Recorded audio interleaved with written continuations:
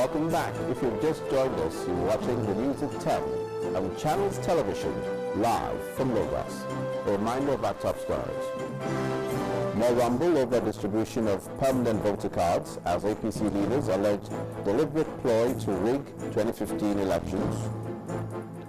FCT authorities deny neglect of Wanya bomb explosion victims. Over 500 uncompleted buildings to be demolished in Abuja as agency moves to curb crime in the nation's capital. And former Soviet leader Mikhail Gorbachev warns of another Cold War.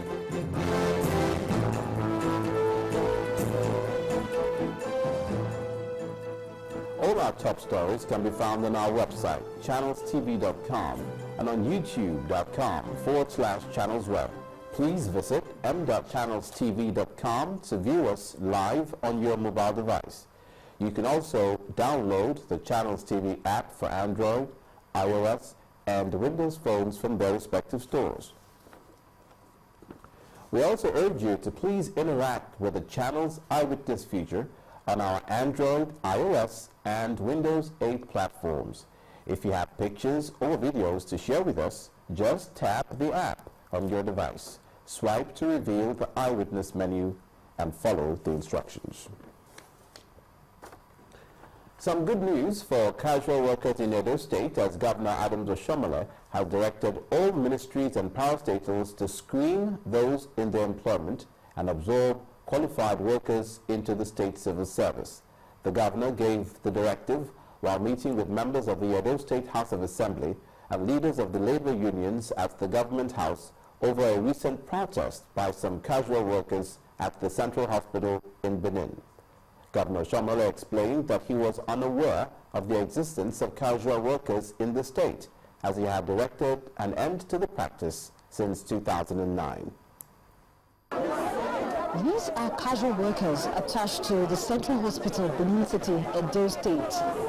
And about 2 weeks ago, they assembled at the entrance of the facility to demand the payment of 6 months' salaries owed them by the hospital management.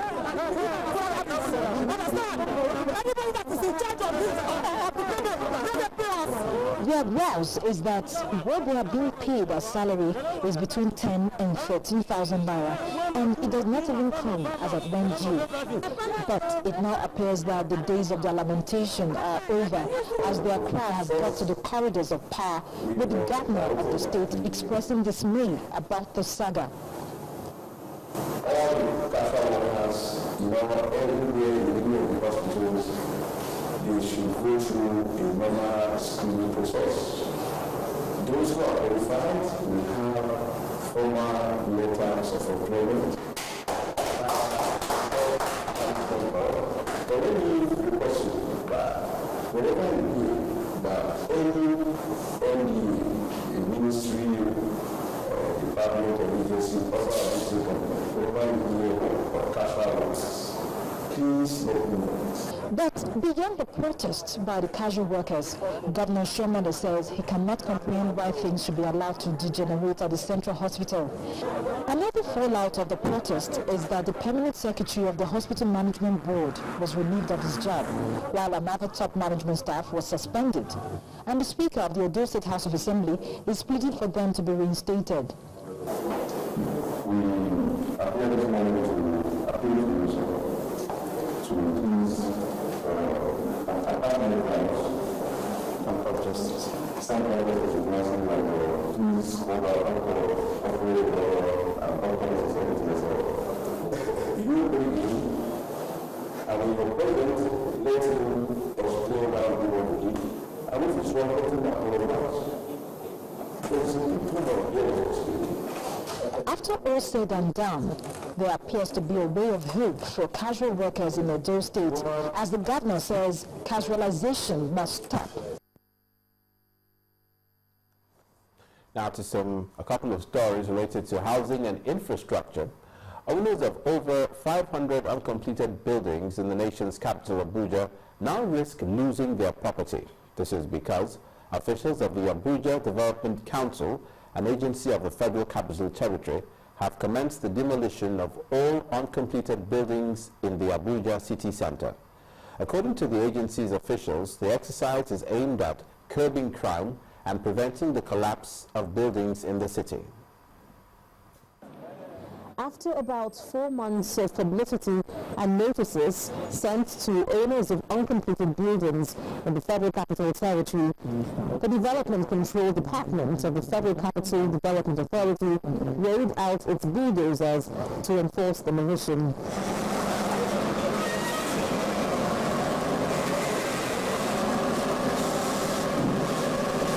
According to the agency, there were over 500 uncompleted buildings within the city. Most of them have failed integrity tests and are now a threat to residents of the capital city.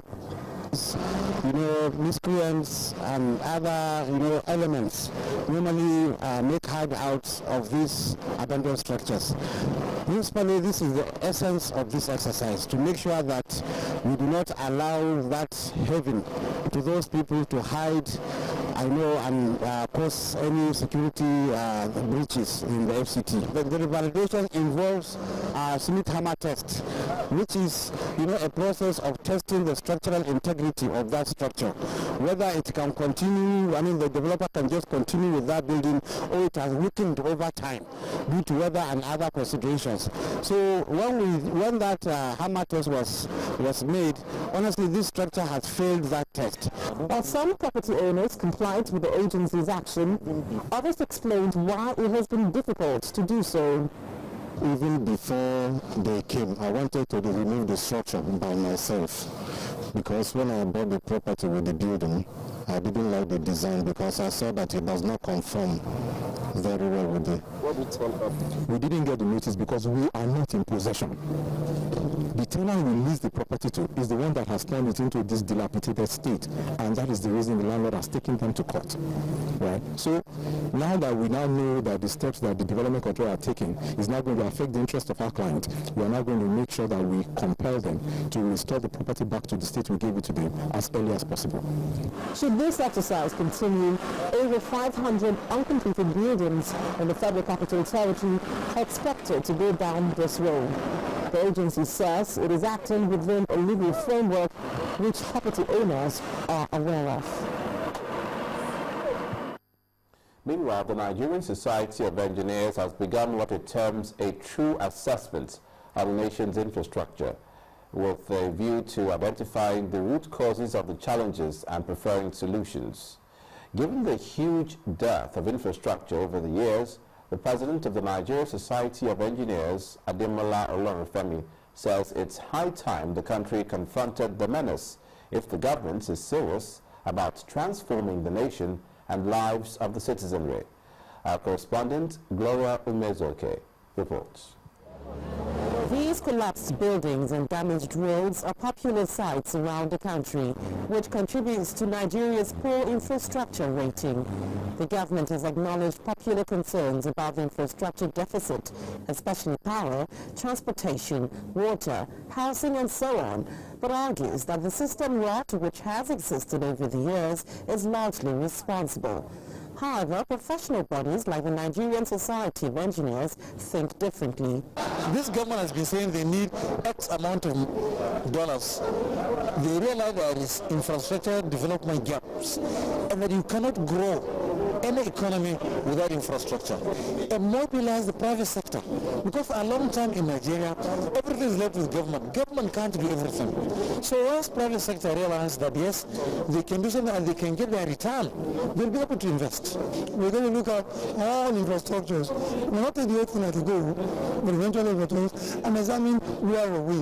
We must move away from personal interests, not move away from sectional interests, not move away from party interests, and look at national interests. And I ask the press to put government, National Assembly members, Senate and National Assembly, and all of that, put them on their toes. The Society of Engineers also points out that the lack of maintenance culture, shady and prolonged contracts further deepen the nation's challenges. The government buildings hardly collapse because government employs all the professionals and they put in their best, and the buildings stand. But when you have individuals building, they cut corners, they patronize quacks, they avoid the engineers themselves. So this is one of the problems that need to be solved. Education. Experts here equally agree that if the nation is to catch up with other dynamic economies, an assessment of the nation's infrastructure challenge and a way forward will be presented, and Nigerians await that presentation with high expectations. Gloria Umuzuki, Channels Television News. Still ahead on the news at 10. West African Examination Council moves to check error in marking of scripts. That's when we return. Do join us again.